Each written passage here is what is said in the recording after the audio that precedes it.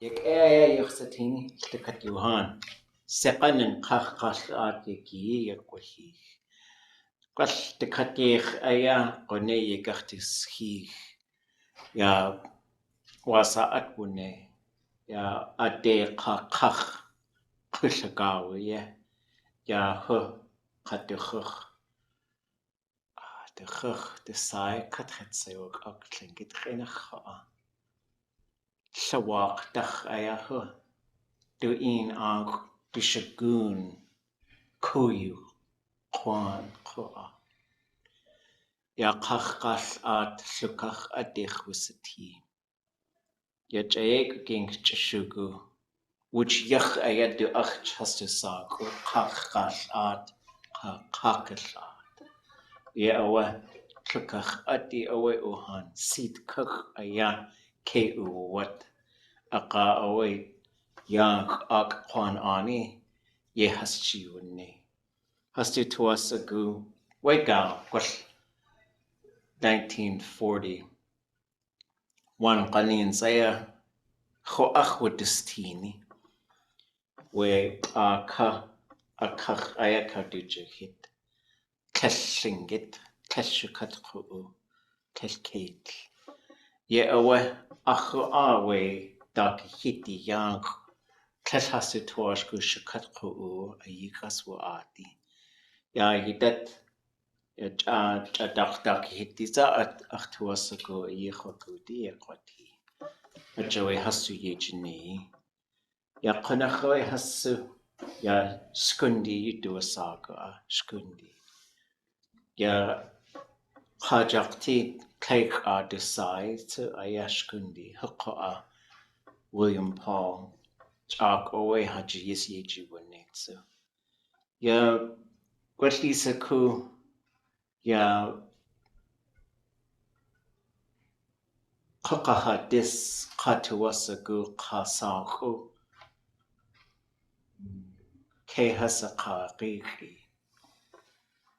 Ya chak atlhasi tuashku we chaltakat we sha tlhasi tuashku hasasag hasisatu hasawa ahi qa shukat khuutsa. Ya akach aya yeji wane shkundi. Qa yat atsu gwal shkundi hasi tuasagu we shukat khu hasi yatki. Tlash gled qash yatki teen. Ye awe ya gwal 1920s qa Daa Yéi Jiné. Aqa wush khukh ye haska qwati chaltakat we adatki. Qa ye awe gwalti tuasagu we hiti u chak. We shukat khu wan qanins dana daki hiti tlash tuawashku wan. Tlash yisaya we dana awa hitsi. Ya aya ye hasji wane. Alaska Native Brotherhood ka Alaska Native Sisterhood. Wan qanins ya chayegu ging klidzi.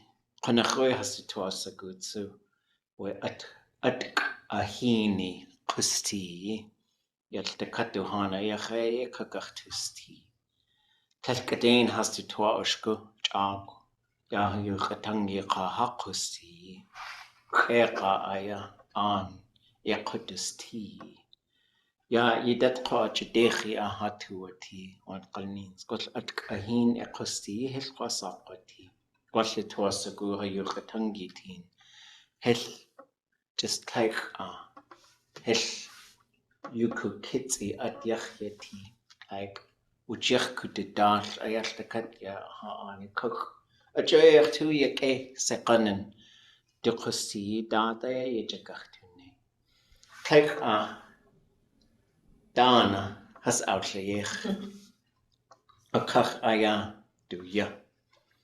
Qa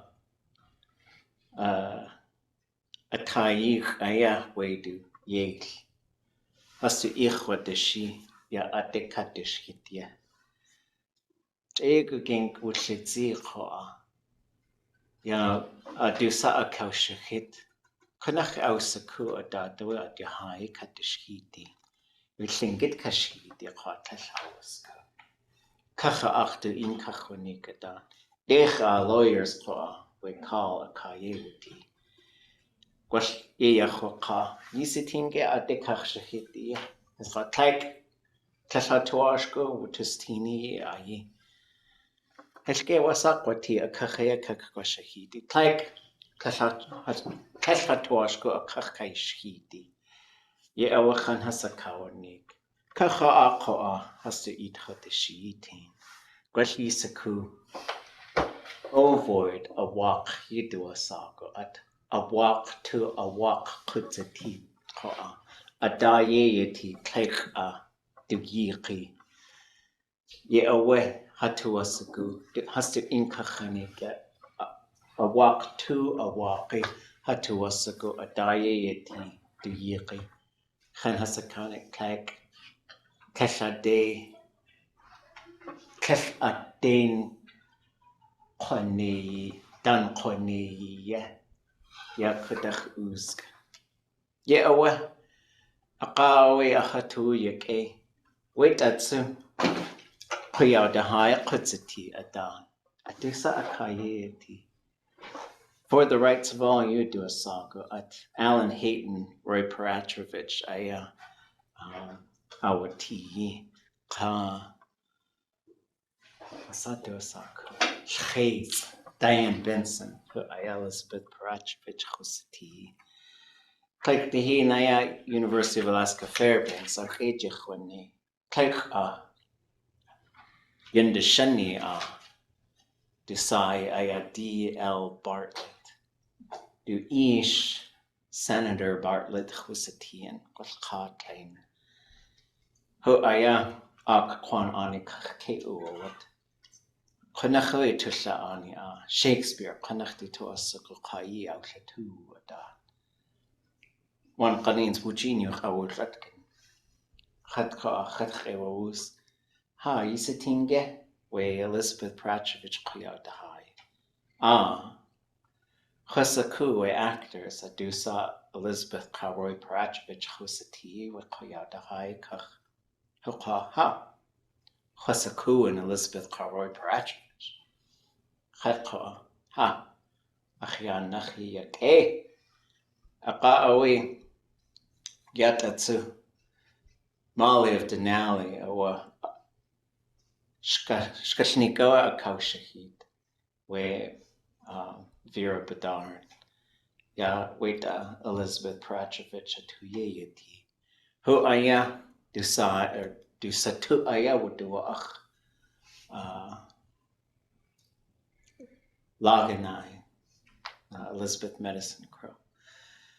The take the hin Shakshani Keek the Inuch Akwatan Ada Elizabeth Peratrovich Ḳaax Chana Kawanik Shelkadain with the Skuya that wasa tisha an wasa de toasago at Wushuk Cheltakatwiku Uti Huna aya Peu Hatu what Akaya Wutien Shatkiatska Hat Wusatien Ye awat tisha Kade Hatsak Ukak wasa tisha an wasa de toasago at Wushuk Gulchishach Edisa Achi Yisaku Yidat Yitoagesaku Lingít ख़inach Yutani.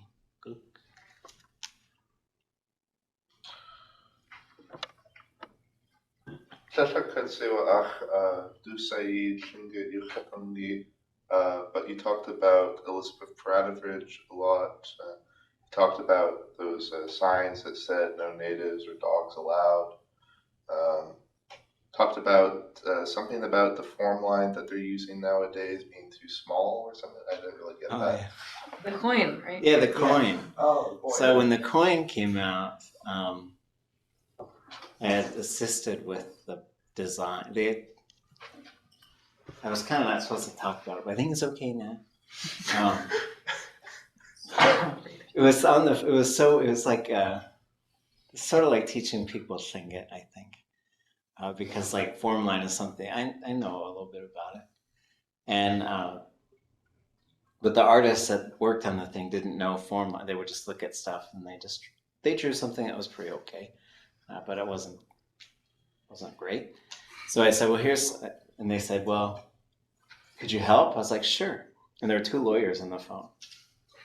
I said, well, look at this drawing. They said, no, can't show us your drawings. I said, oh, well, if I could just draw on this. They said, no, you can't draw on it. So I had to just like talk, and I said, okay, so you have an inner ovoid, and that ovoid needs to float up closer to the inside line of the bottom of the top of the outer ovoid. So I had to like really talk. They also didn't know what the word ovoid was, so it was very interesting to like, talk someone through that. And then we landed on like all the inner ovoids. So it's awak, just the name for an ovoid. So saying awak to awaki, which would be the ovoid in the ovoid.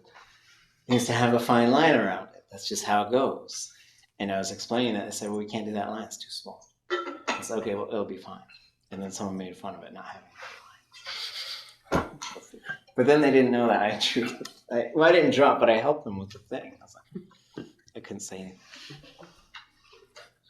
But then they did a press release, and they said they want to talk to you about it. I said, well, I saw this thing. And they said, as things. They put you in the press release, but you weren't supposed to talk about it? Well, I think they let me out of the agreement at that point. I didn't know ovoids were called eyes. That makes sense, though. A walk. I think that's the only thing we ever found a name for. But we reconstructed names for everything else. Towel is another. Yeah, I think Taosha was the name for the, or Kun, yeah, Kun Tao, that's it, for the split U, because it comes from the flicker feather.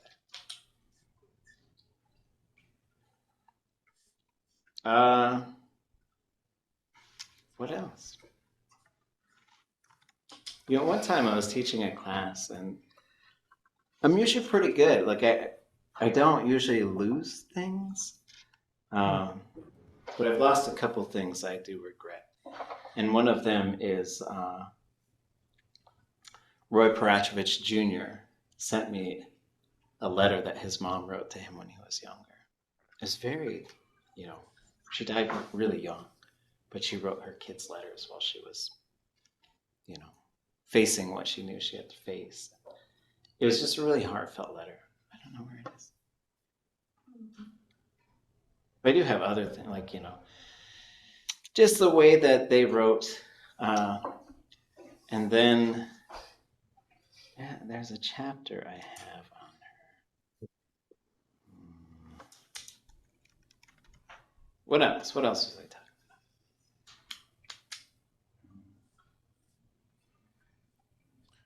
I talking about?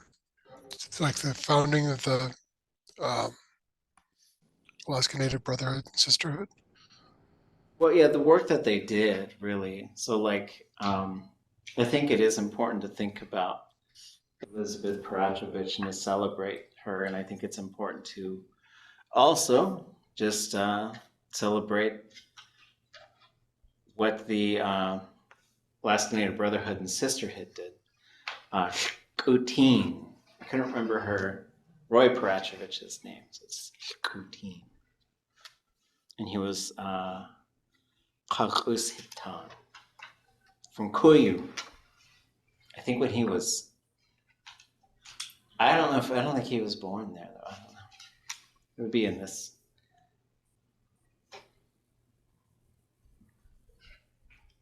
But she grew up in Petersburg.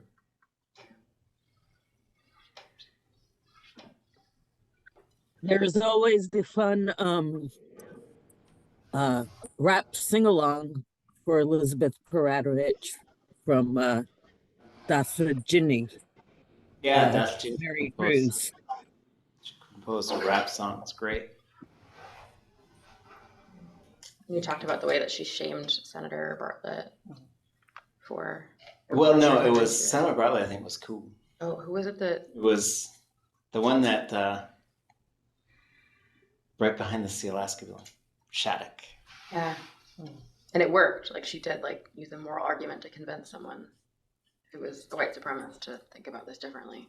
Yeah, I want to make a mural that says like, "Who are you that you think you can mingle with us that have 5,000 years of recorded civilization?" And just put his name and put it like down on Bartlett Street. I think to see what people then say, hey, maybe we should change the name of the street. Then we'll take the mural down. But okay, so what was I saying about Bartlett, though? I did talk about Bartlett, I forgot.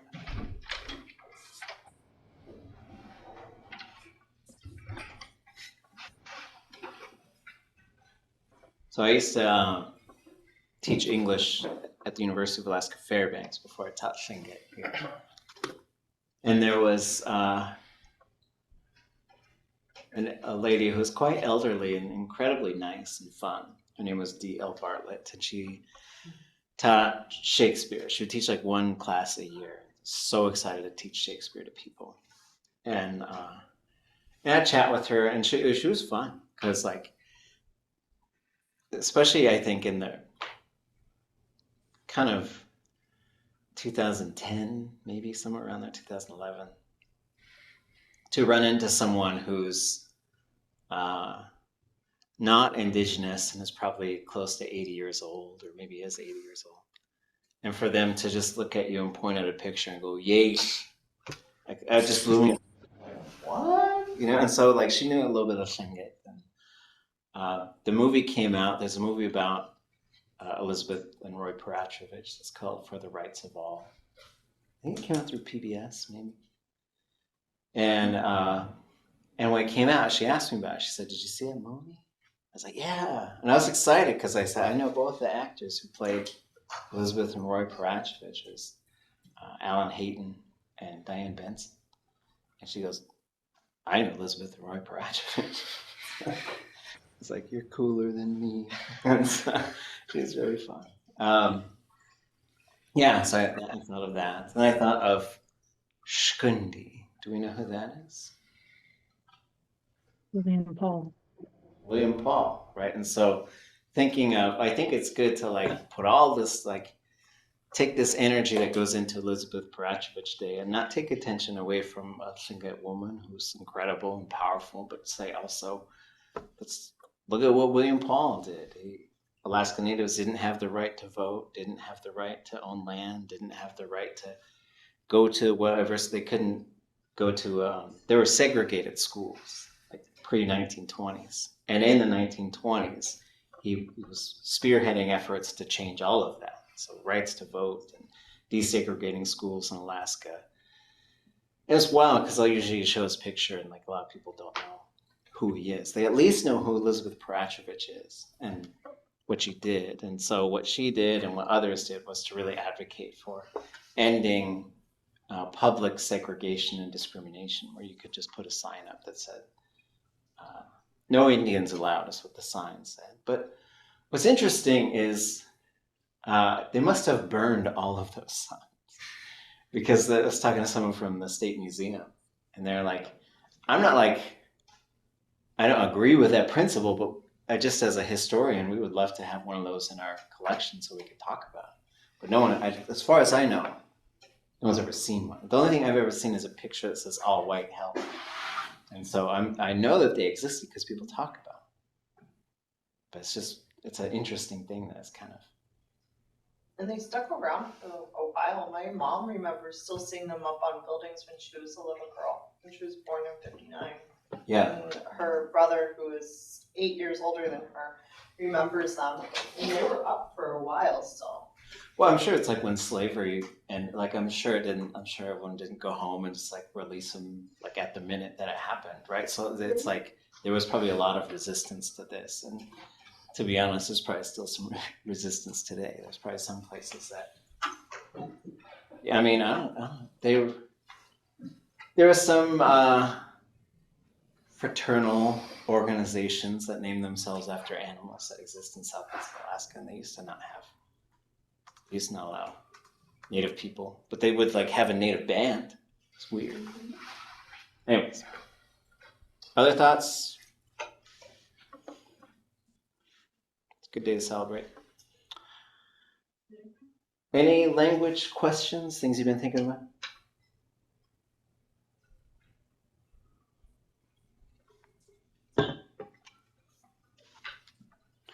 So we were talking before class started about this little readings in Lingít, and we've looked at this several times over the past semester and change here. And this is what the original looks like. So here's little readings in Lingít. There's a lot of people who have used these books. There's a lot of people who have these books. I was teaching Lingít probably in 2013, 14, when Jim Samard, who worked as a state archivist, started sending me these. It's like, hey, you know, check these out. And then Zach Jones was at Sealaska Heritage Institute and just really trying to make these things more public. So there was a lot of energy, I think, behind bilingual education, especially in the 1980s and 1990s. There was a bilingual kind of conference type of thing that used to happen every year. And a lot of Alaska Native languages would sort of go to that conference and talk about their own languages and what they were doing. And when that kind of stopped, like I think those meetings kind of settled down. And so there was a lot of people in Anchorage and throughout the state who were doing a lot to advocate for Indigenous languages. And so you ended up with material like this, so written by Vesta Dominix and illustrated by J. Leslie Boffa, I think you might say.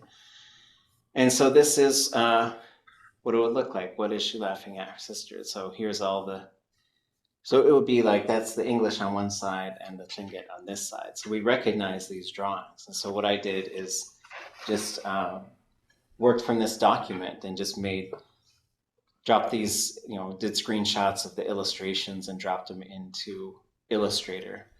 And there are a few things that we might do different these days. So hint, it says Woodzakit, but we would say Woodzakit. We would write it with a G. So there's a couple like little adjustments here and there. But for the most part, like I didn't change any of the text, just updated the orthography. And so as you go through, like you can see, but my idea was to use this as a teaching tool to say, instead of just looking at the English and looking at the Tlingit, let's look at the Tlingit, read it out loud, and then translate as much as we can. So, and then there's another one, which I thought would be fun to try out, perhaps. But I gotta open it. Hold on.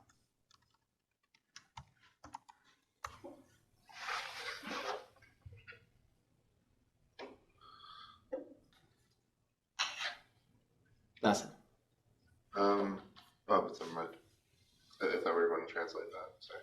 Okay, no. So here's another one. We will go back to that, but I thought maybe we'd try just a little change of pace. So I invited intermediate to join us on J. Oh, So. okay. Jeez. So this one's called Haa Atx, Daa Yéi Jiné, working on our foods. So what I did is scan these, and I wanted to preserve as much as I could. So it does include the title page information. So here you have written by Esther Shea, who taught in Saxman. Vesta Dominix taught in Sitka. And then Marcus Shields also worked on this like I said, lived in Ketchikan. So this one is a little bit different, and the way that I like to sort of do this is maybe a little bit different. And let me check on something here real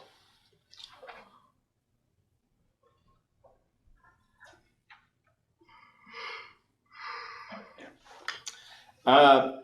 So the way I like to do this one is have two people read it. Someone will be the person on the left, and someone will be the person on the right. So can I get a tzatnach person and a shinach person?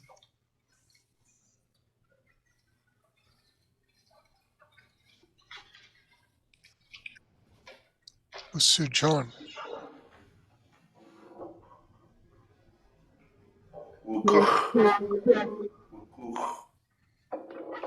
Kadesa Wukuch.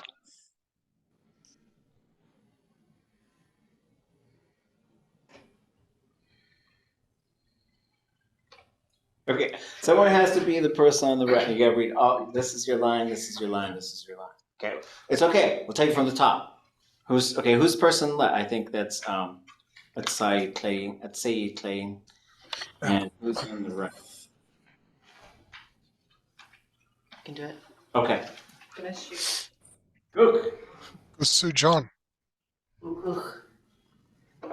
Udesa Wukuch. Finde wukuch. Takase Lende Wukuch. Dak ask ka away wukuch. Jeez.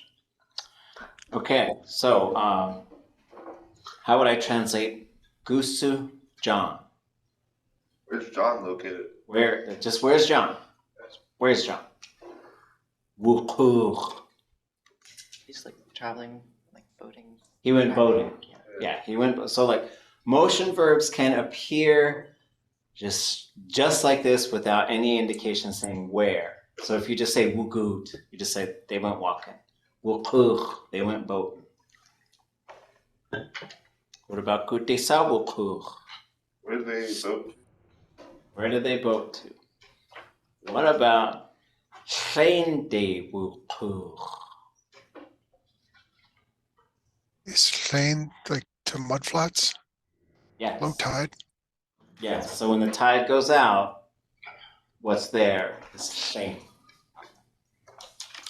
We have the tide lands, the tide flats, the mud flats. There's different ways to say it. Dakasa shende wukuch. What did he go to the mud flats for? Yes. What did he go to the mud flats for? What did he go after? What did he go get? Shakaska away wukuch. Like black seaweed. Yes. He went for black seaweed. Any questions?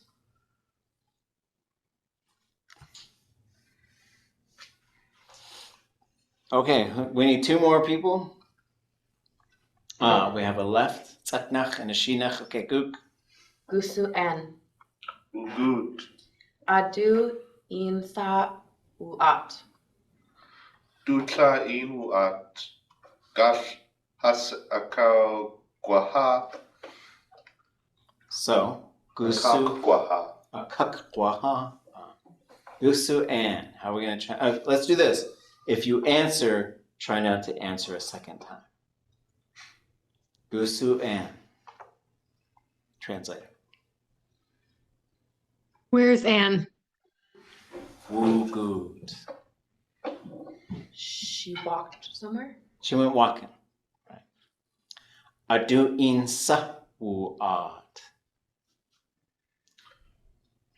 Who went with her? Well, yes, but like literally it's saying something slightly different. Saying the same thing, but saying it differently, which I think is important. Who went going with her? I don't know. Who's she walking with? Who's she walking with? Right? Because if you said who went with her, you'd say adusa du in wugut. So it stays singular because we're talking about one person. But now you say adu in sa'uat. Who is she walking with? Now the verb pluralizes. Those are very similar things. So sorry, does that mean like who all, or just does it leave it open to being multiple or singular people? Yeah, there could be 10 people with her. Okay. It's just saying who, yes. Who is she walking with? And there's got to be more than one now. That's all we know. Dutla in wuat. Her mom is walking with her. Yes, and in both of these cases, there's something like there's a finer point, interesting thing going on. You are not usually going to see this verb that way. You'd usually see has'u'at. So this is a singular third person, and so but they are walking with other people. So there's some fun stuff there. So she's walking with her mom. Is that like you would say it differently grammatically, or that's still like grammatically correct? It's grammatically correct, but if you were to say that same thing in English, you would say, with her mom, they all are walking. Right, okay. But there's also not a plural marker in there. So it's just, this can happen with conversing. Like there's a verb for conversing, which is plural, and uses the L classifier, and you could say it in a singular form, but you have to be talking with someone. Right, makes sense. It's just, you gotta do a little extra. What about the last one? Gaa Atx. They're going to dig clams. Yes, they are going to dig clams. Breaking news. You have a phone call. Our clams. Sorry about that. Okay. And then Haa is to dig clams. And that's a future verb? Yes, and so you do have this K_GWA is usually a third person future. Okay. And we'll learn some of these prefixes. We'll talk about them a little bit today. Okay, well, let's do two more, and we'll do something later. I need two readers. I can read. Sheesh. I'll take one. Oh, okay. Gusu Margaret. Duchuch inmuat. Udesa hasmuat. Ashun hasmuat. Dasahas alun. Gah. Okay, sheesh. So how do we translate Gusu Margaret? Where's Margaret? Where's Margaret? Duchuch in wuat. She went with her husband. She's walking with her husband. Yeah, walked with her husband, I guess. Gudesa haswuat. Where are they walking? Yep. Achun haswuat. Walking to hunting. To go hunting. Yes, and so there's a set like Yéi Jiné, Achun, S'eek. There's a set of verbs that also can easily become nouns, and they work really well without you don't need any direction on them. So achun on its own is hunting. If you say achun haswuat, that translates as they went hunting. Yéi Jiné haswuat, they went to work. S'eik haswuat, they went dancing. So those are ones where you don't need any sort of suffix attached to it. Dasa hasachun. What are they hunting? What are they hunting? What are they hunting? Gáh. Ducks. Yeah. Okay, last one. I need two readers. If you've read already, I think you can probably read. If you haven't read, you should read. Paul.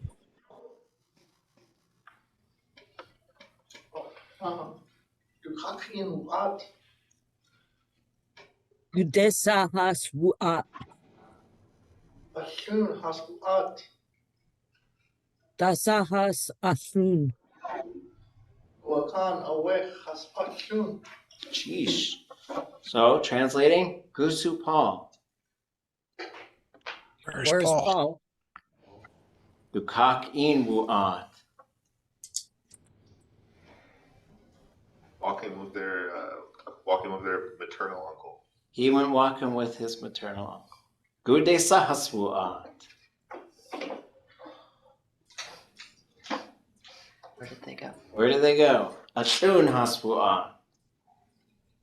They were hunted. Dasa hasachun. What are they hunting?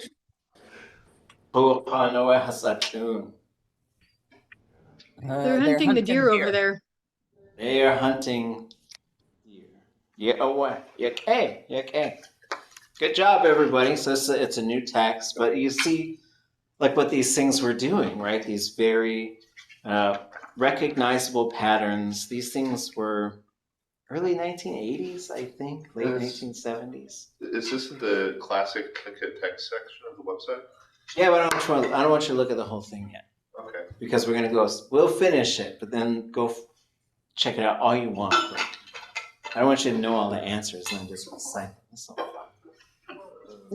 fun. They're good. They're really good. They're really great. I just think this is a good thing to practice with.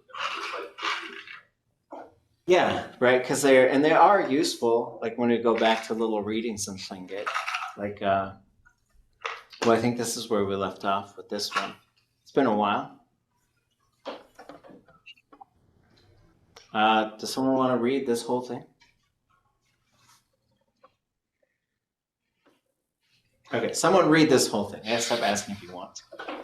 Adu saya ayashuk klech kwasaku.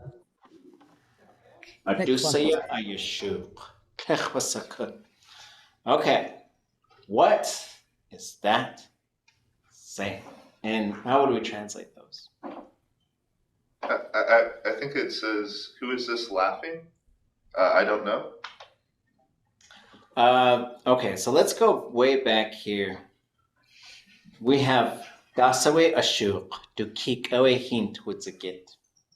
Recap, we gotta go back, what, like 6 months ago? When did we do this? Oh yeah, laughing at. Yeah. So this is laughing, Ashuk. So Ashuk, right? What are they laughing at? Their younger sibling of the same gender fell in the water. Not the nicest sentence, but hey, whatever. Realistic. We're just here for the grammar, okay? Right? Yo, so if a kid falls in the water, sometimes that could be a little fun. Okay.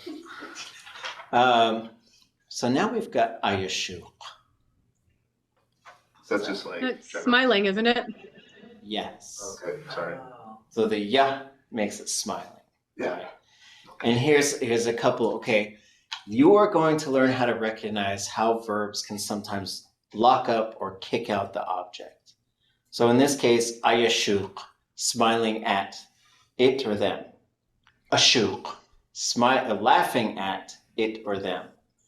The way you lock up the object for both of them is by using at, right? So you'd say at yashuk, they are smiling. At shuk, they are laughing. But if you don't have at, they're smiling at something or laughing at something. So the first one said, what are they laughing at? But this one is a little bit different. Who's this smiling? Not quite. That would be a douch sa yashuk. Okay. This is who are they smiling at? Who are they smiling at? And so this is where that ch is important. And and some, not all verbs are going to be like that. Because if you said adusa awacha, I don't think you would say who was eating. Like you would assume that who ate it. But yeah. Okay. And then what about techwasaku? I don't know. I don't know.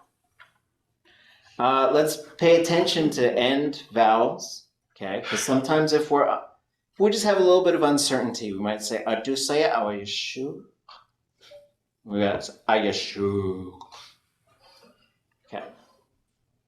Who's he smiling at? I don't know. Just like on their own, like okay, that's kind of fun sentence. Somebody read this. Haspin, Haschukatnik. Okay. Haspin, hashkashnik. Those are two verbs, and those are two sentences. Do we know what either of those would be?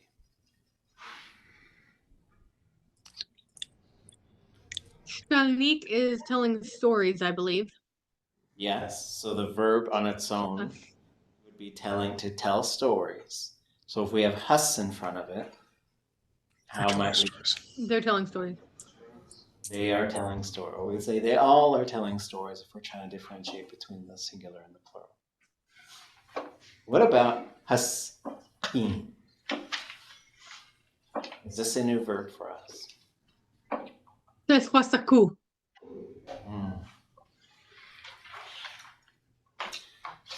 What are we going to look up? Like, Keen. Yeah. Keen. Right? That was. Just a verb. would it not have? Oh, because has you don't have to have has akin. Yeah, and so there are instances where you have a verb root and that's the only thing you have. And sometimes it's really wild. So you could say, for example, this could be a conversation. Okay, and let me write it so that you folks can see. So this for me is like kind of it's an interesting conversation because it works, but it also is confusing, I think. So if I said gusu ish, and you could say ta. And that is both a complete sentence and a verb. Right. It's maybe the shortest verb that there is. So how would we translate gusu ish? Where's your father? And how would we translate ta? Sleeping. They are sleeping. Right, so that is a complete verb. And there's not very many that do that. Han, I guess, is another one. Do we know what han is? Stand. He's standing. It wouldn't really be a good answer for this question. Where's your dad? Standing. What? Okay. But what is he doing? Or what are they doing? Standing would work. Okay. So coming back, we will look up peen. Okay. So that was the right answer. We go to the underline K. There's P. And it is this one. Which is interesting because a lot of times it's open, right? It's key. But let's just go look at it. Let's go see what they have here. When you say open, do you mean without the classifier, with the zero classifier? Without the N at the end. So so we'll also look it up in the verb database. So we'll go look at sit. And so the singular, we have nook, and we have p. So gant to pinen. We were sitting outside. We're not anymore. You gach to p. Let's sit down over there. Okay, so that's the verb we're looking at. So if you say haspin, we should know like they are sitting there. There's a little bit more to it. So let's go look here for P.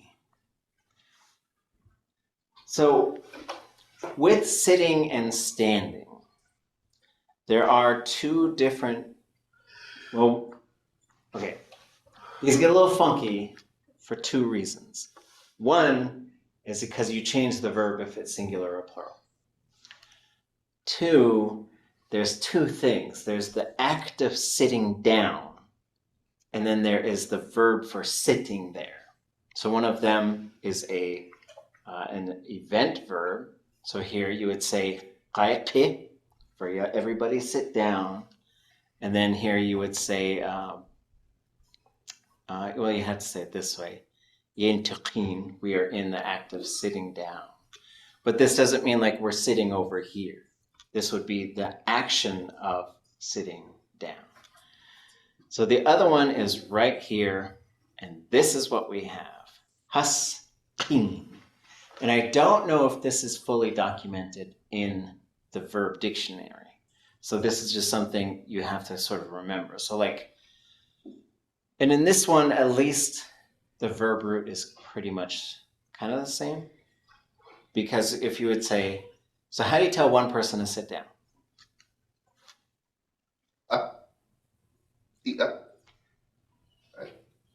No, that would be you are seated there. You just had it was a nook, right? It is. So it would be like. Have we done dog commands in here? They're important. That was my class. Okay. So the way you tell someone to sit down is qanu. So qanu is sit down. So here, at least we could find them under the same verb. Like it's complicated, right? Position verb, event verb, but they both like S0 qi, S0 qi. What? Those are different verbs? Okay. Blink, blink, blink. So It here, looks like there's another verb for sit as well. Just a little bit up. Káx. K. oh, yeah. This is to squat. And it would be if you were squat seated, I guess you would say. But it's also for a bird to just be perched there. So yes, that's a good observation. But the pair that match to this for the singular, right? So gáyé and tuqín. Tuqín is we're sitting here. Like we're just seated. Is here in this case you have two different verb roots. So you have nook, just right here. Not that one. Not that one. This one. Qanu. So here you could say yin khanuk. I'm in the. It would be a weird thing to say. Like I am in the act of sitting down. And somebody called me exactly as I was beginning to sit down. What are you doing? Yin khanuk. I am, or yin khanuk. I am in the act of sitting down. Khwanuk might be, or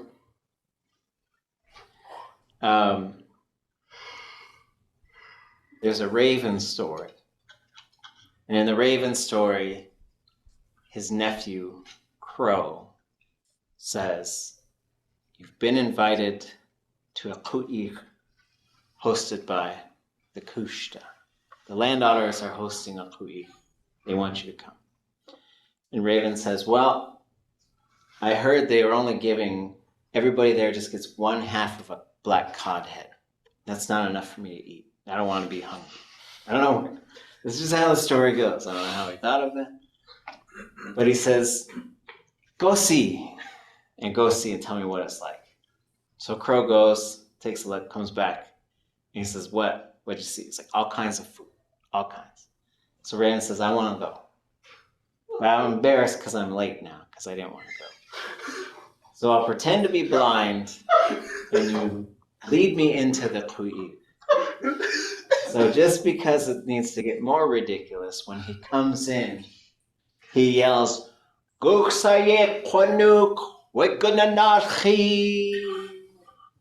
and if you go to ku'ik today, some old schoolers will say that. So they'll say, Guk sa yek qanuk we qunna nashi. He had a certain way of saying it.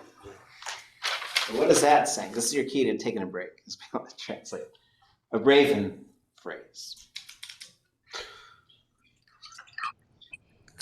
Just looked at Yekwanuk. If we need to look again. Where will Wekunashi sit? Yes. I don't know what the noun is, but So, qunna means different. Nach means wealthy. So when Nora Dowenhauer translated this, which she probably worked with Charlie Joseph, they said, where will this foreign dignitary sit? And he's talking about himself in the third person.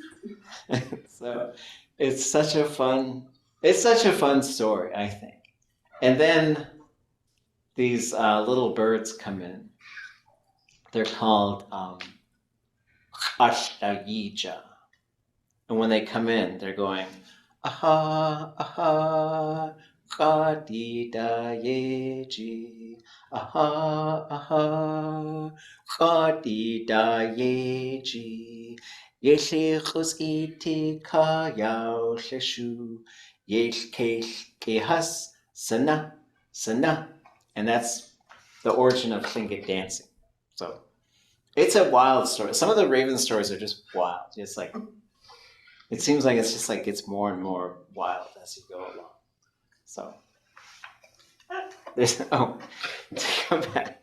What is this, random day? Okay, hold on. So to come back and to try and bring some We'll do something a little more organized after the break. So this is nook for singular, and then this is for to be seated. So what I'm trying to say here is sometimes you have to remember these things in sets. There's nook and there's qi and qi, and they are all have to do with being seated. The act of sitting down or the positional verb to be seated somewhere. So this is where there's another verb. That's a whole verb to say they are sitting. Okay. Oh, so the imperative just doesn't happen with that one?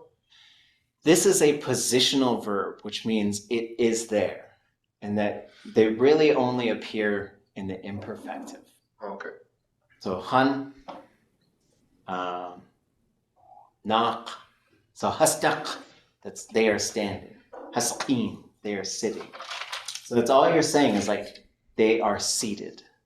But the act of sitting down or the act of getting up are different verbs. Yeah, well that gets really Makes sense because otherwise it would be saying the command would be like be seated there. Yeah, so like there you can't Like if we're apparating. Yeah, this you can really just say they are seated, they're sitting or they're not. They're standing or they're not. That's really your only options for these. The building is there or it's not. So there's not very many positional verbs. They just talk about for something to be situated somewhere. There's very, very few of them. There's by far the fewest positional verbs out of any. So, you can learn how to remember them. I guess where it gets funky is when you deal with, we talk about all those handling verbs like aayí te, aayí katan, aayí whatever. There's like 16 of them. Every single one of them also has a positional verb. It's lying there. And so that gets a little funky. But they're pretty rare, so.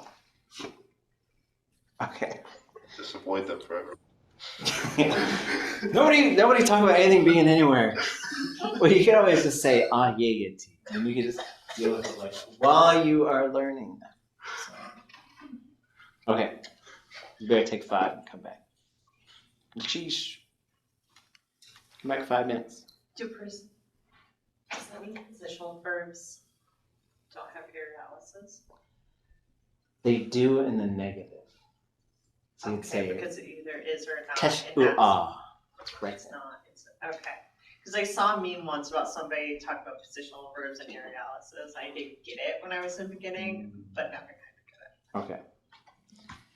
Well, I think probably someone said they only occur in the imperfective, but that includes the negative imperfective. Okay. So. I thought you stopped recording. Okay. So we should start talking about verbs a little bit more. So I thought we'd do this one. Just sort of like looking at a verb, thinking about how it works, because we've talked about them quite a bit, and we've kind of talked around them a little bit. So now we're just going to go there. Have we looked at this one yet? A little bit. A little bit? Okay, so we'll look at it again. Made some updates to it too. So I believe you're going to try, you're going to succeed. I also believe which is you improve it by using the Lingít language, which Nora Dauenhauer said to a group of us. And so I think the language gets stronger in your mind and the language gets stronger altogether. And so we're going to talk about how this thing generally works. There's an awful lot to a Lingít verb, but it's all, I think, identifiable and manageable. So I think we start with this phrase. Everybody say isatuwutin. Isatuwutin. Isatuwutin. Isatuwutin. So I learned this from my uncle Yagyee.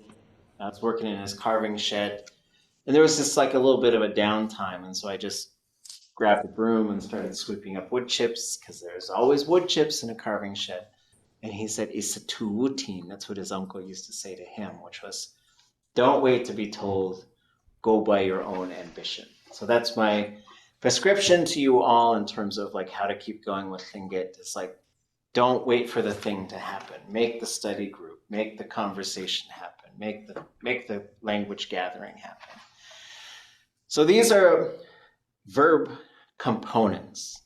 And while there's a whole bunch of components, I think it comes down to this. Like this is, I think, what you need. This is your starter pack for Lingít verbs. They have been color-coded over the past, I think this goes back probably 6 years. I was at a conference in New York City. I was sitting next to Joel Isaac, and we saw this Haudenosaunee language presentation where they took all the different parts of their verb and they color-coded it. And then they taught these things as like these things, these things, these things. And you learn how to interact them. And they moved away from memorizing and trying to do a whole language like chunks, which is, it's an ongoing discussion of how do you teach this stuff? How do you learn this stuff? But my approach is to sort of understand this stuff as we're going through and doing like, trying to learn conversational stuff and trying to sort of translate all these phrases and work on these big stories and all this other stuff. So there was a request to change the color scheme to rainbow, but I was too far in. I had like, there's lots and lots of documents that have adopted this color scheme. So I apologize, but the color scheme is set. With that being said, does anyone know what the first thing is right here?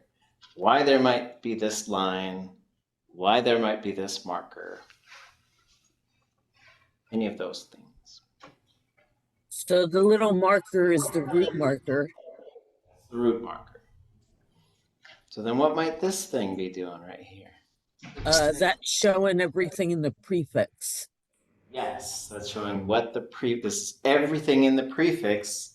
And And also notice the how it bits that ends contract. halfway between this one. And what was that? It's the bits that contract. Because Yes. the object sometimes does and sometimes doesn't. Correct. That is correct. So looking through, just sort of associating these things with their color, their location, and their name, what might the green one be? Reverb. That is the preverb. So that means it's something that comes as a separate word, but you cannot remove it without either changing the meaning or making it ungrammatical. And so what comes next? What is the blue? The object? Object. It is the object. And what is an object in a verb? The thing the verb happens to. Yes, the thing the verb happens to whom it happens. There are exceptions. There are rare times when you will use an object pronoun as a subject, but it's going to be an exception. So you'll notice it'll be like, ooh, that's an odd one. Okay. What is the pink? Thematic. Yes. And what is a thematic? It's a noun that changes it. It's basically a noun that you can attach to a verb. So you can put like, the most straightforward ones are probably head, mouth or opening, hand. You could put those right onto a verb. Okay. What about the gray area? The conjugation marker. Yes. And so what are the conjugation prefixes? What do they do? Anybody know?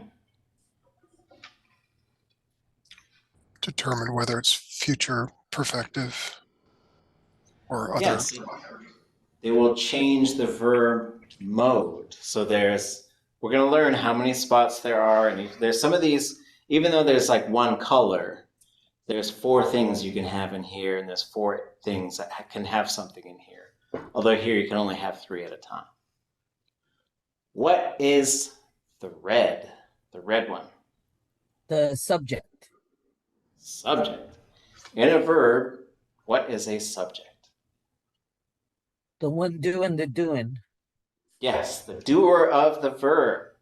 And what is the purple? It's my favorite one. A classifier. Classifier. And what's a class of like? Okay, maybe we'll get to that one. Okay, we'll get to that one. And I want you to Classifies. think. Classifies. Yes. So before too long, I would like you to be able to like just stop someone in the street, just tell them what a classifier is. Or if someone came down and said, I've been living in a mountain by myself for 30 years, I haven't talked to anybody. What is a classifier? You should be able to tell them. Alien comes here, they do their little, what's that movie? Arrival. They write the little ink thing on the wall, and they said, what's a classifier? You should be able to tell them. What's the brown? Root. Stem. Yes, we'll call it the stem, right? And so a root and a stem Are are different. separate but related things. What is a verb root? It's a grouping of a bunch of different verbs with the same basic meaning. Yeah, the root contains the meaning. Like teen has to do with seeing and sight. And then you could say goot has to do with walking and going. And what is the stem? Is it just the root with the variation? Or like as it? Yes, it's the variation, but what specifically? When I say stem, we're usually talking about one thing. Oh, the tone. And, well, okay. Yes, which is part of. Or like the tone and length. Yes, the vowel. Yeah. Yes, Okay. exactly. So we're talking about the vowel. So it could be long and high, long and low, short and high. Those are usually your three options. Okay. What is that, mauve or something? The pink, purple, what is that? Fuchsia. Oh, kenche, fuchsia. What's the fuchsia?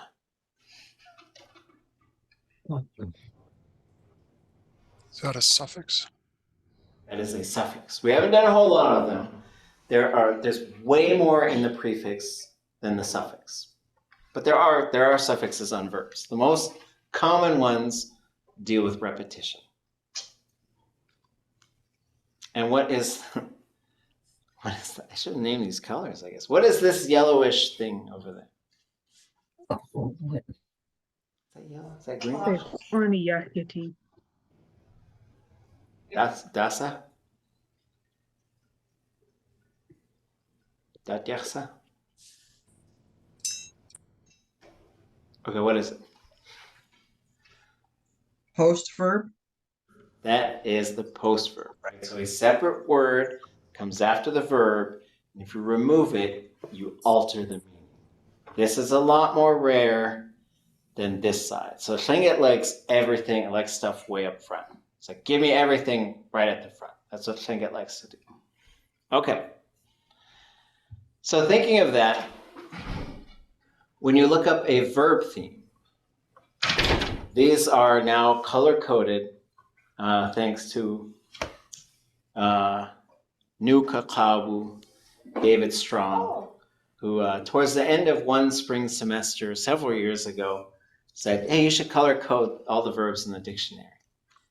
And I said, sounds like a nightmare. But I think I could figure out how to do it because the dictionary software, what I went through, just was able to go in and create like different categories for all of these. So now it's a drop-down menu for every single component of a verb, except for the pre-verb. But like this, all these are just like little drop-down menus. It's pretty fun. So this verb, oops, I shouldn't say weather. Okay, they should say, that's interesting. To be a certain way, right? This is for O. There was a mistake there. For O to be a certain way, okay? So there's a couple things is the yéi is in parentheses. In this case, it's usually going to be there, but it can be substituted by other things that are going to change this verb. This is, the yati verb is a very useful verb, because if you can conjugate this yati verb, you could say needing, you could say being like something, you could say, there's a whole mess of things that you could say. And we'll take a look at all of those options once you learn how to move this around. Yati, wuti, gutwati, these types of things. So coming through and looking at this verb, we're going to sort of go left to right and talk about what each of these things do. So when you look up a verb theme, so now as learners who are just starting to really get to understand the Lingít verb, when you look up a verb, you are starting to put certain types of information into your mind with the idea of, you'll reach a point where if you see this, you can use this verb any way you want to. You could change the object any way you want, and you could do any of there's probably about 8 major verb modes, and you'll be able to use them. You'll be able to use all of them just by looking at this, because it gives you all the information you need. This method of documenting verbs was adopted from Story and Naish and was adjusted and developed by Jeff Lear and Carrie Eggleston. They're the ones who developed this method. It was then adjusted by James Crippen and Seth Cable, who proposed adding the root marker, and who also proposed, if you look up this verb in Carrie Eggleston's materials, you'll see this marker right there, which I don't use. But does anybody know what this marker tells you? The stem can't vary. Yes, this says the stem can vary. It can become long and high, short and high, long and high, long and low, short and high. And that's stem variation. It says it's a variable stem. But 95% or probably more of the stems are variable. So instead of marking all the ones that are, we propose marking the ones that are not. So if you don't see anything here, it's a normal stem, it just varies. Okay, and we'll get to the stem variation here in a second. Okay, so starting here, yay is usually thus. So it is this way, they said this thing, I am called this thing. Why do I get the weather on here every time? Okay, because there's a weather verb coming. Okay. So this is the preverb, it's going to be great. So this means, for this verb, it's almost always going to be yay. When you hear people say yekhati, yeyati, yechatyati, that's the yay right here. So the second thing here is the object. So this tells you there is an object pronoun. Now you can look at a list of object pronouns and start changing them. So you could say yechatyati, yehayati, yeigati, yeiyati, yeyati, yehasyati, yeqayati.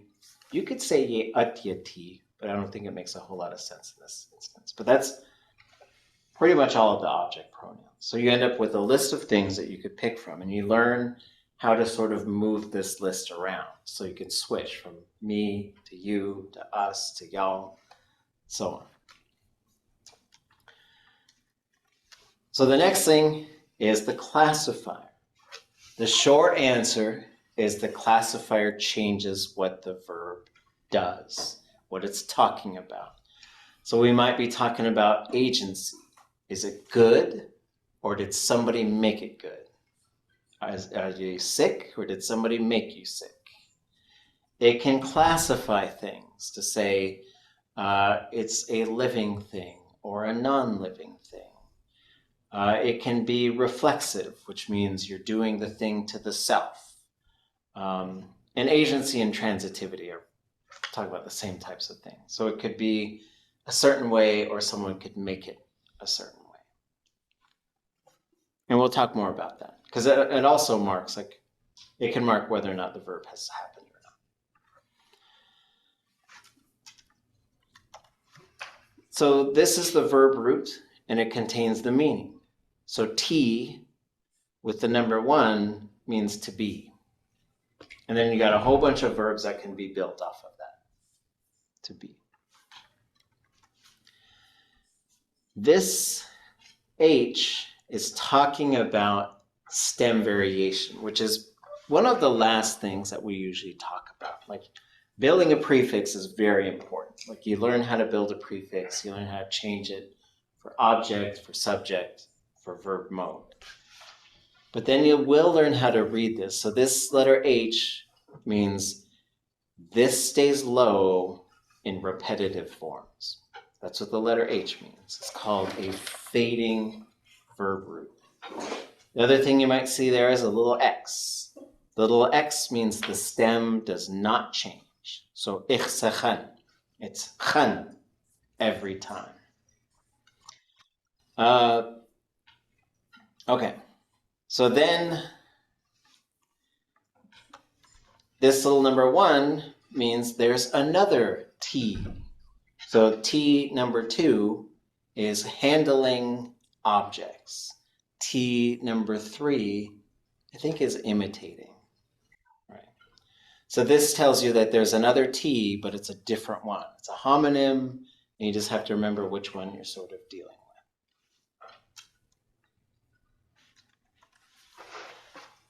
So this first thing in parentheses tells you the conjugation type, which sometimes we'll also call the conjugation class. So that means this is what we call a na conjugation verb. And it's really important to be able to use a command form. Ye inati, be that way. Or to use a habitual form. Ye natij, it is always that way. So you need to know this so you know what kinds of things get activated right here in this conjugation spot. And this information will combine with this information to tell you what the stem will be in various verb modes. For example, na, in the perfective, this will be long and low. Wu ti. If this was 0, in the perfective, it'd be long and high. And we'll learn that stuff, right? But this is just telling you what these things mean. This is all part of the verb. And there's 4 types: 0, na, ga, and qa. Everybody okay?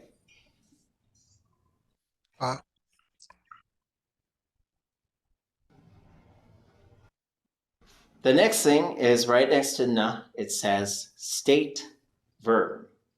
So there are 4 conjugation types, there are 4 classifier groups, and there are 5 types of motion, 5 types of verbs.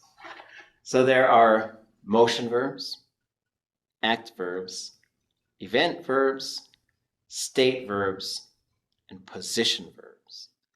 We talked about position verbs a little while ago. Those are only in the imperfective. There's very few position verbs. State verbs are for something to be a certain way. This is a state verb. Yagyee. Xitzin is a state verb. Xichan is a state verb. And so state verbs have an imperfective, and the imperfective will be plus I. Yagyee. Because the plus I mode of the classifier says that the verb did indeed happen. Yagyee, it is that way. Xitzin, it is strong. Xichan, it is smelly. An event verb is for something to happen.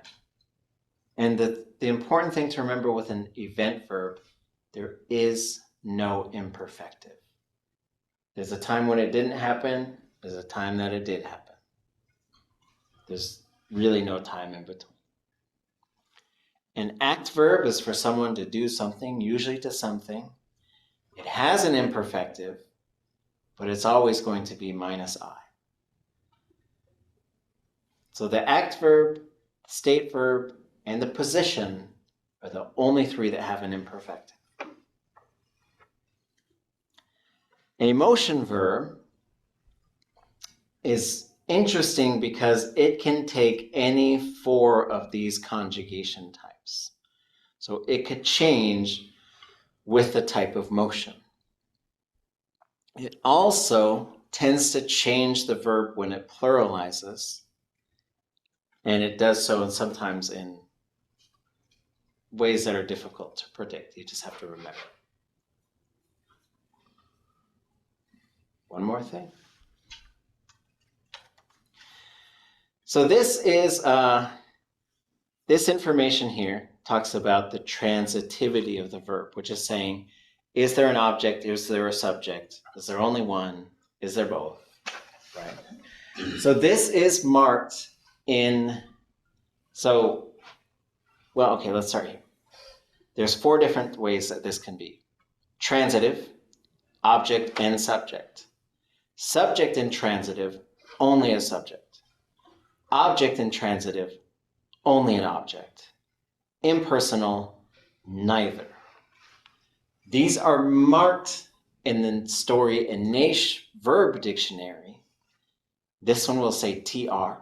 When you look up the Lingít section, not in the English section, you'll say TR. This one will say IN.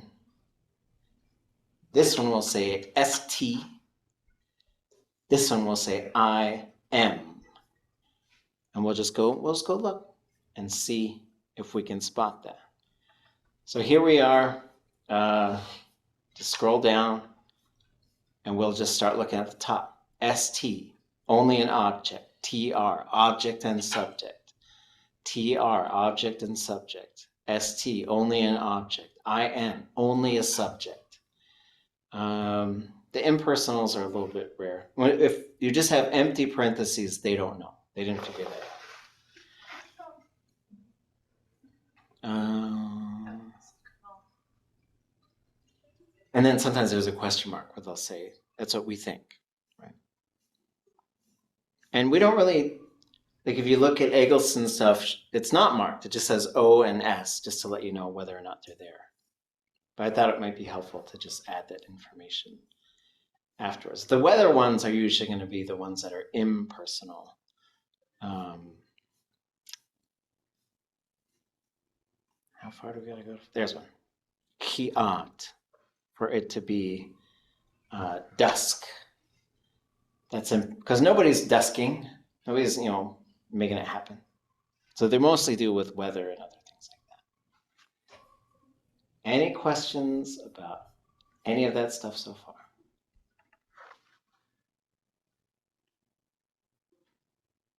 Okay.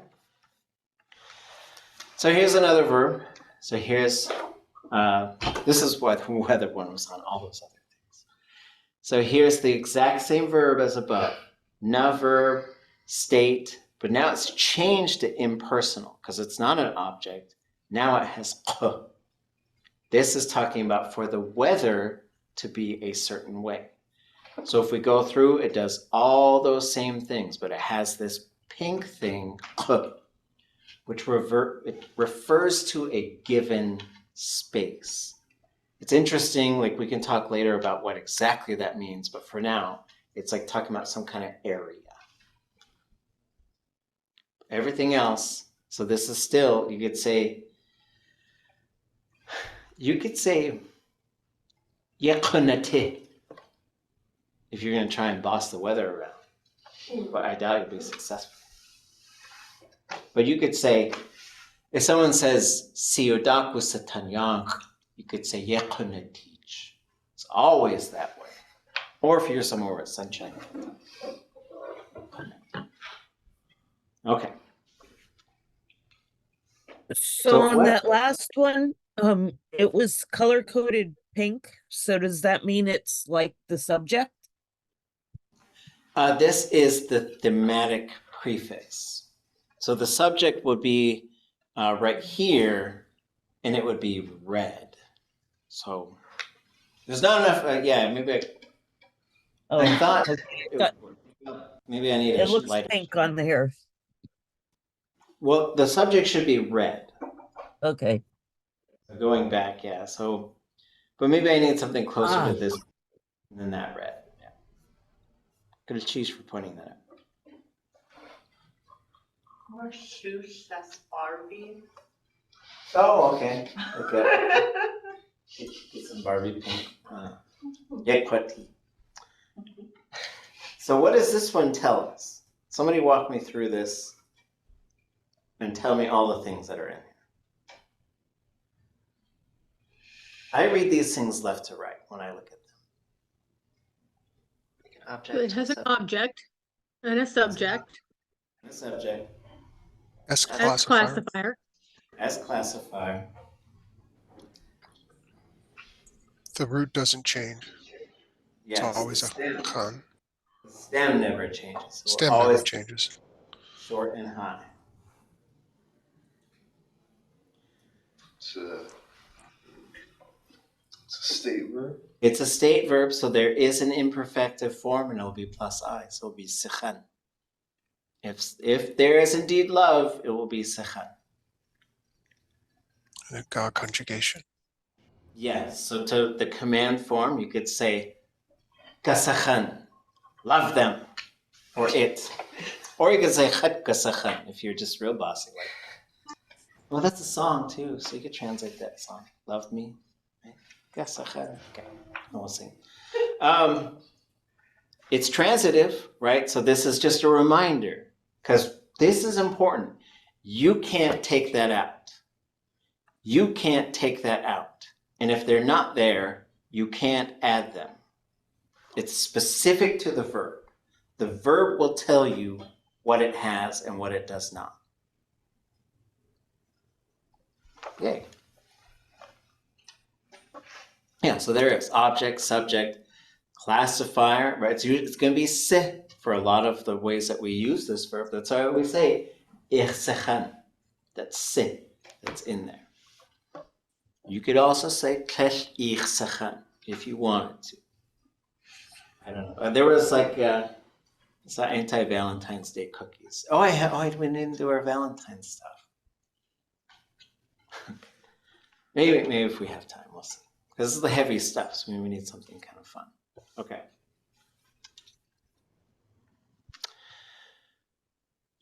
Okay, so let's talk about this, the verb types. Okay, and so motion, act, event, state, position. I'll put this whole slideshow up so you can take a look at it. It's got a summary of all these things. There's also text that explains this stuff in Hausa and Yagyee. I might have to review a couple of the sample sentences I had years ago and make sure they're okay.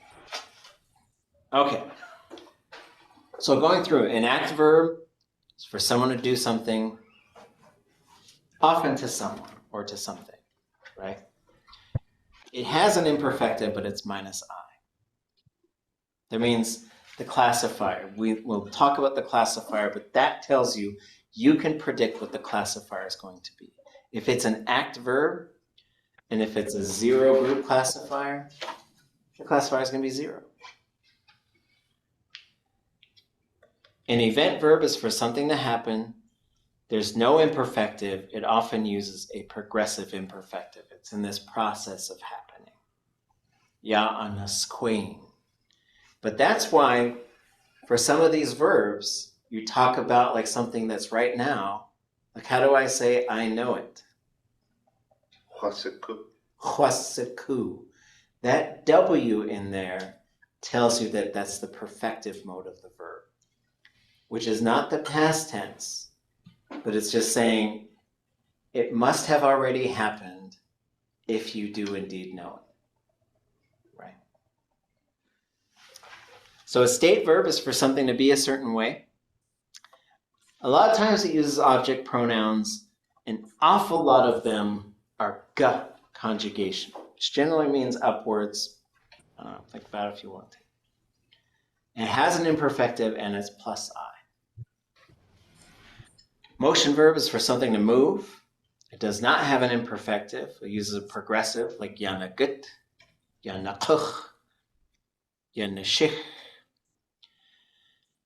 The conjugation prefix changes based on the type of motion. So that's why you say hagu and wede nagu. One of those is 0, one of those is na. You can tell which one. Which one is 0? Haku. Haku, because there's nothing there. Wede nagu, there's the na. It pops up in the command form. That's how you could tell. Now, a position verb is for something to be located somewhere. It only occurs in the imperfective. There's not very many of them. Okay. So now the conjugation time. This may be the last thing we talk about for tonight. We'll come back and pick up on this next week. 0, na, ga, and qa. So each of these is loosely associated with meaning.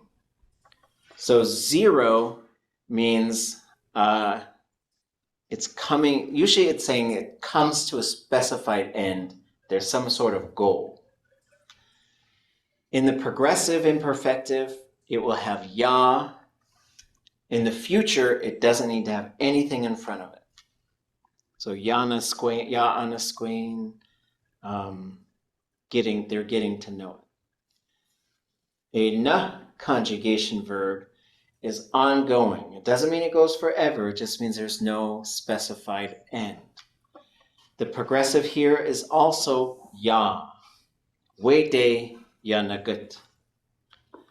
In the future, it also does not require anything in the preverb. Ga is upwards, qa is downwards. All ga verbs in the progressive imperfective must have k. So you'll say ke nak ain. It's getting better. And it must have k in the future. It's non-negotiable every ga conjugation. So if you say ke khat gursachan, they will love me, which sounds a little creepy to say, but whatever. Maybe you're making a wish. I don't know. For the qa, the imperfective the progressive imperfective has to have ye. So ye undegun, it's beginning to sunshine, and ye agurdegan, it will be sunny. Also, that's why you say tsu ye ikqasatin, because that is a qa conjugation. Forgot. Cane. Is that not na conjugation? Because it's not cane. So that's a really good question. Okay, so when you look at, I think I gotta open a different slideshow for this. Okay, I do want to answer this question. Okay, so there's this other slideshow that kind of looks at these things individually, and let's just talk about the conjugation prefixes for a second. So they're gray. Within this gray box, there are 4 spaces going left to right. First thing you say are here to the last thing. It goes ga. The second one has u. The third one has either 0, qa, or na.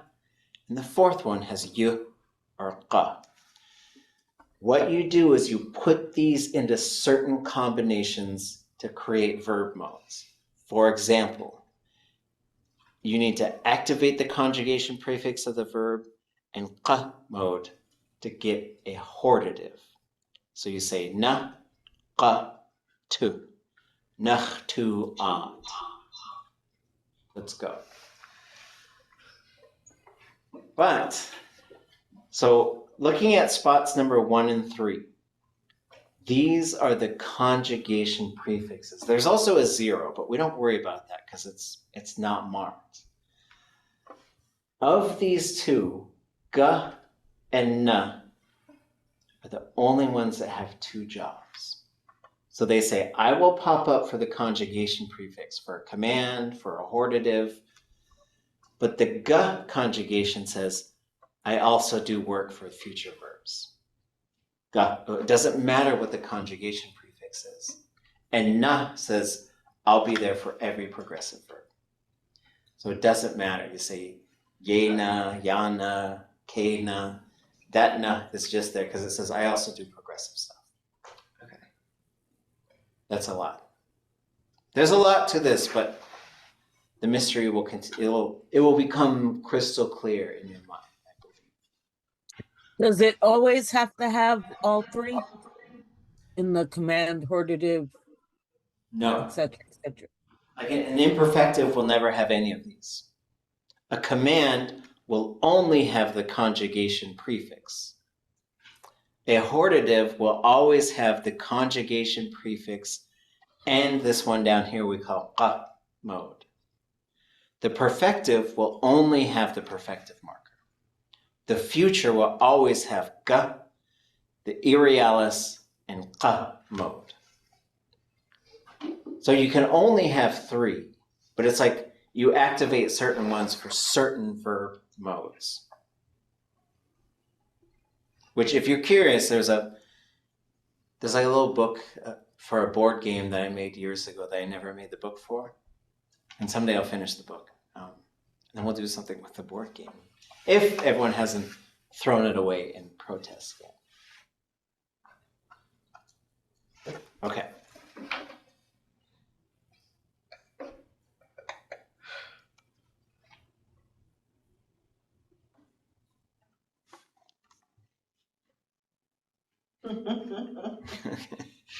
So, do we want to do, where are these?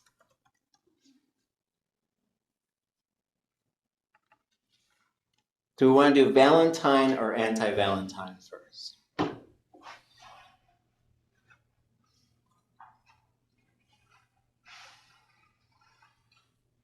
I'll vote for anti. Okay. This one came about because we were doing, I made these cute little Valentine cards. And the reality is someone said, well, I just got separated, so I need some anti-Valentines cards. Oh yeah, we could do that. We gotta meet everybody's needs. So someone, there's this little box, someone read.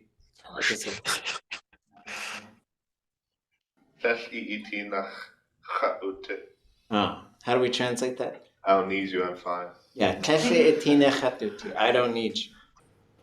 And then there's this little kind of sad looking khatlikach. Can someone read that? Tegen Kashlewat. What? And how do we translate that?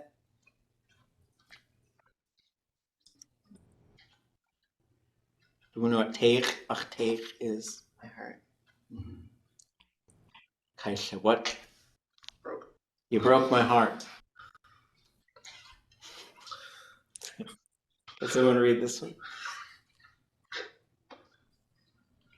I'm sorry we didn't do this before the holiday. I forgot all Ye equasatini ide jikwadagut. Jeez. Ye equasatini idejek kotagut. Any predictions on what this is saying? First one is I'll see you. Yeah, with the I, it's sort of saying, when I see you.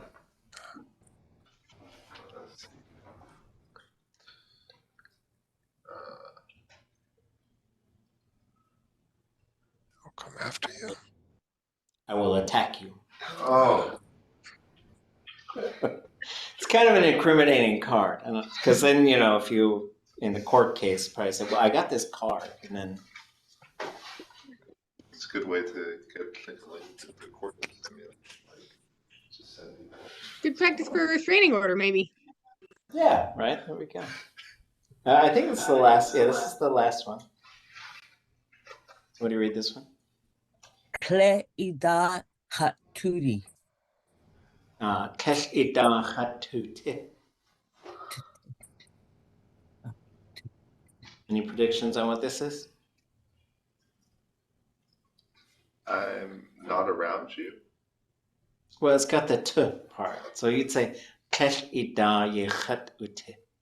I'm not around you. Mhm. So then this is not around, this is probably about. I'm not about you. Well, this has to built into it. Thinking about you. Oh, I don't think about you. There's a negative version of this would be which would be like, I don't, I guess it'd be like, I don't ever think about you. I have no care for you. Now we do the good one. Oh, these are so cute. Now we got this other, now that's I got a reader for this. ánin ke iguchsati. Question? Will you be with me? Mm-hmm. Will you be with me? How about this one? May love be with you. We gotta read it in Lingít. Oh, sorry. Kusachan iin yengati. Oh, look, there's a na and a ka. That's a hortative. Whoa, we just talked about that. Yes, so let love be with you, or may love be with you, is how we translate that. But like, here's a neat pattern, because we were talking about good luck. Like, I think before class started. So you say, S'eek inyinqati. May luck be with you. S'eek inyinqati. That's how I always wish people happy birthday. It's just let joy be with you. Inyinqati.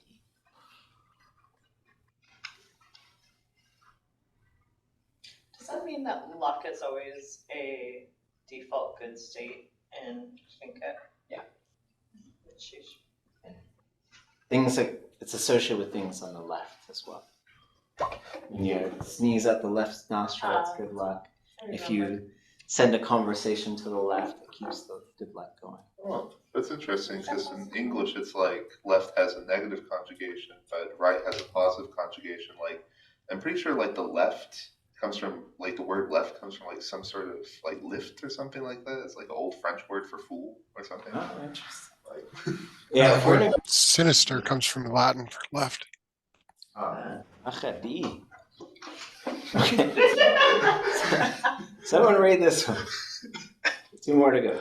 Seku ush wasa isechan. Oh.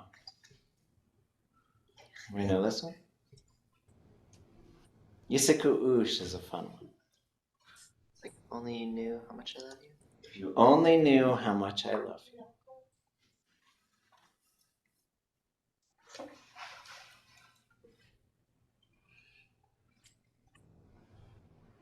One more. Nachsati. Wuch'in chanachsati.